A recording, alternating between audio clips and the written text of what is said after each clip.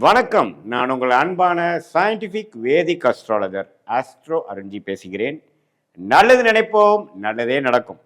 இந்த வீடியோவில் நம்ம என்ன பார்க்க போறோம்னா, கடகராசிக்காரர்களுக்கு மார்ச் 2026 எத்தகைய ஒரு மாதமாக பலாபலன்கள் நிறைந்த ஒரு மாதமாக இருக்க போகுதுங்கிறது சயின்டிஃபிக் வேதிக் அஸ்ட்ராலஜி முறையில் எந்த விதத்திலும் மிகைப்படுத்தாமல், பரிகாரங்கள் அது மாதிரி மூட நம்பிக்கையில் போகாமல் உள்ளது உள்ளவாறு எது மாதிரி விஷயங்கள் நடக்க இருக்கிறது, எது மாதிரி விஷயங்கள் நடக்க வாய்ப்பில்லை, எப்படி கொண்டு போகுது நம்மளுடைய வாழ்க்கை, அடுத்த கட்ட பயணங்கள், அடுத்த கட்ட ஸ்டேஜ் எப்படி இருக்க போகுதுங்கிறத இந்திய வேத ஜோதிட அடிப்படையிலான அறிவியல் சார்ந்த சாஸ்திரமான சயின்டிஃபிக் வேதிக் அஸ்ட்ராலஜி முறையில் நம்ம துல்லியமாக பார்க்க போகிறோம்.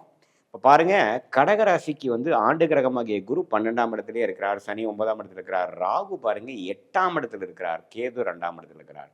இந்த மார்ச் மாதம் என்ன நடக்குதுன்னு பார்த்தீங்கன்னா, சூரியன், ராகு, செவ்வாய், அதே மாதிரி புதன், இந்த 4 கிரகமும் 8ஆம் இடத்துக்குள்ளே போகிறார். நல்ல வேளை குருவின் பார்வையும் பெறுகிறார். சுக்கிரன் பார்த்தீங்கன்னா 9ஆம் இடத்திலும் சனி 9ஆம் இடத்திலும் இருக்கிறார். ஸோ இந்த மாதிரி ஒரு 4 கிரகம், அது குறிப்பாக ராகுவோட சூரியன் சேர்வது நல்லதில்லை. ஸோ அதே மாதிரி செவ்வாயும் சேர்வது நல்லதில்லை. ஸோ இது மாதிரி ஒரு காலகட்டம் கடகராசிக்காரர்களுக்கு கொஞ்சம் அழுத்தங்களை கொடுக்கக்கூடிய அமைப்பு, மென்டல் ஸ்ட்ரெஸ்,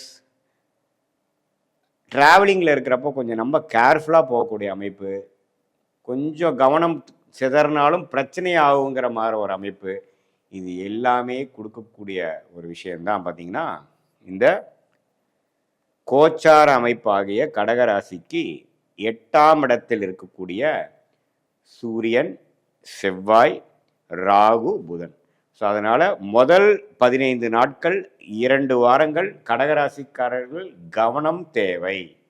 மிகவும் கவனமாக இருக்கணும். நீங்கள் இன்வெஸ்ட் பண்ணுற விஷயமா இருந்தாலும் சரி, ட்ராவலிங் விஷயமா இருந்தாலும் சரி, உங்களுடைய உத்தியோகம், படிப்பு, வேலை, தொழில், எந்த ஒரு விஷயத்திலும் கவனமாக இருக்கக்கூடிய அமைப்புகள் இருக்குது. சில இடத்துல ஃபயர் ஆக்சிடெண்ட் ஆகிறது, சில பிரச்சனைகள் வருது. ஏன்னா கிரகணம் நடக்குகிறது.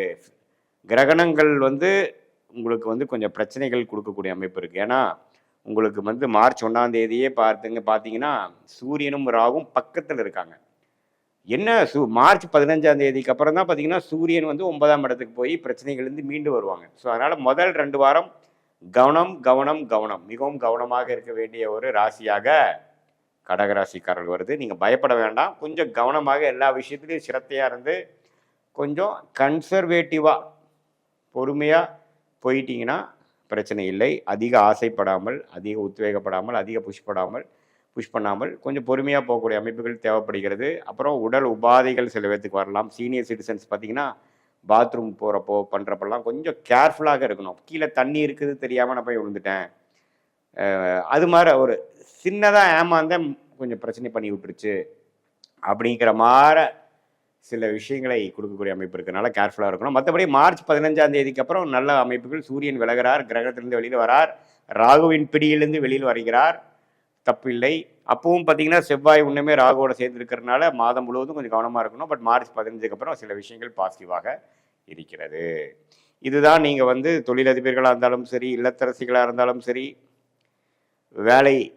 அரசு வேலையில் இருக்கிறவங்களா இருந்தாலும் சரி, மெயினாக அரசு வேலையில் இருக்கிறவங்களாம் பார்த்தீங்கன்னா ரொம்ப கேர்ஃபுல்லாக இருக்கணும். அதாவது உங்கள் மேலே ஒரு கெட்ட பேர் வரக்கூடிய அமைப்போ, ஏதோ உங்கள் மேலே ஒரு மெமோ வர மாதிரியோ, ஒரு கம்ப்ளைண்ட் ஆகிற மாதிரியோ, திடீர்னு ஒரு அரசு பிரச்சனைகள் உங்களுக்கு சில நேம் ஸ்பாயில் ஆகிற மாதிரியோ, அது மாதிரி விஷயங்களுக்கும் வர வாய்ப்பு இருக்குது.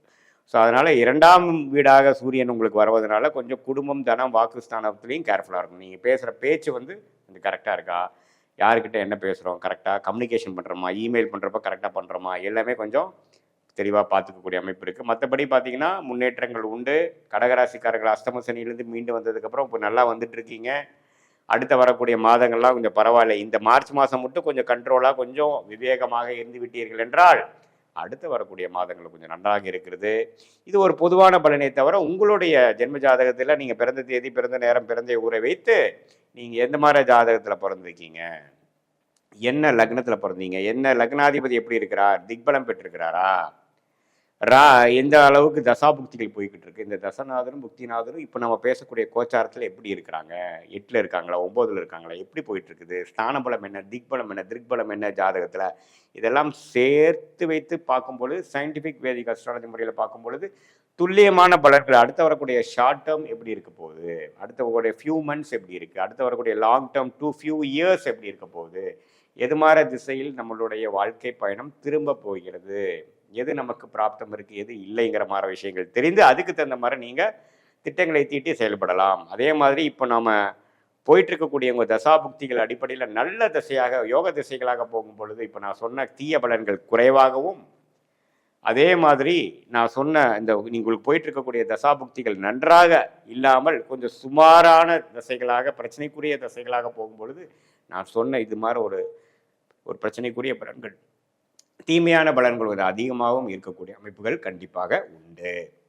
ஸோ அதனால் அதுக்கு தகுந்த மாதிரி தான் நீங்கள் பார்த்துக்கணும். ஸோ சயின்டிஃபிக் வேதிக் அஸ்ட்ராலஜி முறையில் நம்ம பார்க்கும்போது எப்படி அடுத்த வரக்கூடிய 3 மாதங்கள் 6 மாதங்கள் இருக்க போகுது, எந்த நேரத்தில் எது பண்ணலாம், வெளிநாடு போகலாமா உள்நாடா, நம்மளுடைய பிராப்தம் என்ன, தொழிலா வேலையா, அதே மாதிரி நம்மளுடைய உயர் படிப்பு நம்ம எது மாதிரி துறையில் நம்ம போனோம்னா ஜெயிக்க முடியும், எது மாதிரி துறை நமக்கு பாசிட்டிவாக இருக்குது, எது மாதிரி எனர்ஜி நம்ம ஜாதகத்தில் இருக்குது, எது மாதிரி விஷயங்கள் நமக்கு ஈஸியாக நமக்கு சக்ஸஸ் பண்ண முடியும், எதில் போனோம்னா சிரமப்படும், எது ஜெயிக்கும் எது ஜெயிக்காது, எந்த நேரத்தில் நம்ம இடம் மாறலாம், எந்த நேரத்தில் நம்ம ஒரு இன்வெஸ்ட்மெண்ட் பண்ணலாம், எந்த நேரத்தில் நம்ம கடன் அடையும், எப்போ கடன்லேருந்து மீண்டு வருவோம், இது மாதிரி விஷயங்கள்லாம் நீங்கள் இந்திய வேத ஜோதிட அடிப்படையிலான அறிவியல் சார்ந்த கலையான சயின்டிஃபிக் வேதிக் அஸ்ட்ராலஜி முறையில் தெரிந்து கொண்டீர்கள்னா சும்மா வீண் கற்பனைகள் இல்லாமல் பகல் கனவுகள் காணாமல் எது செய்யணுமோங்கிற விஷயத்தை துல்லியமாக தெரிந்து கொண்டு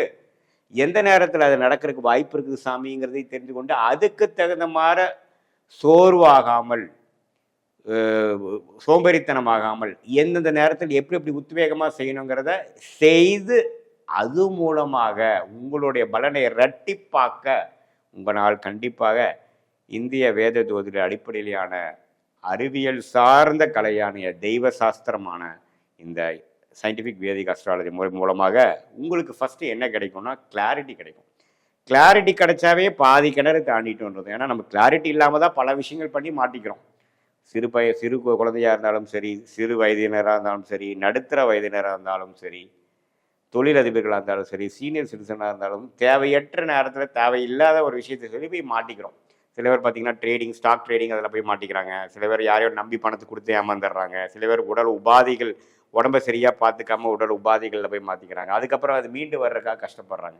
ஸோ நம்மளுடைய பிராப்தங்கள் என்ன, உடல் விஷயங்கள் எப்படி இருக்குது, ஆரோக்கியம் எப்படி, பண விஷயங்கள் எப்படி, இதெல்லாம் தெரிந்து கொண்டு அதுக்கு தகுந்த மாதிரி நம்மளுடைய வாழ்க்கை நடவடிக்கைகளை அந்தந்த நேரத்தில் திட்டமிட்டு செயல்படுவது போது கண்டிப்பாக வாழ்க்கையில் ஜெயிக்க முடியும் என்று சொல்ல விரும்புகிறேன். மீண்டும் மற்றொரு காணொலியில் சந்திப்போம்.